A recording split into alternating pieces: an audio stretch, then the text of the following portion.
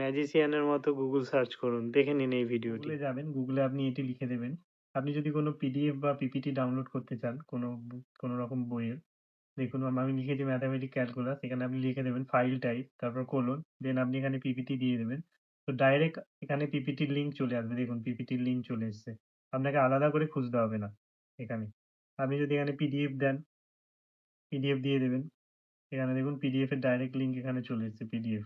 তো ডাইরেক্টলি আপনি যেকোনো আপনার যেকোনো ডকুমেন্ট যেকোনো কিছু লাগবে তো আপনি এইভাবে ডাইরেক্টলি সার্চ করে নেবেন। আপনাকে খুঁজতে হবে না।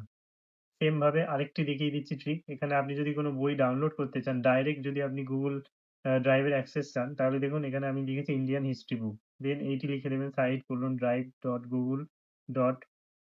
এখানে কম লিখে সার্চ করবেন। তো আপনার এখানে ডাইরেক্ট দেখুন বইয়ের লিঙ্ক চলে এলো পিডিএফ। এখান থেকে আপনি যেকোনো আপনার যেটা দরকার সেটা আপনি এখান থেকে ডাইরেক্টলি ডাউনলোড করে নেবেন। এটি একটি দারুণ ট্রিক। ঠিক আছে? ভিডিওটি ভালো লাগলে অবশ্যই লাইক, শেয়ার করবেন এবং আমার পেজটি ফলো করবেন।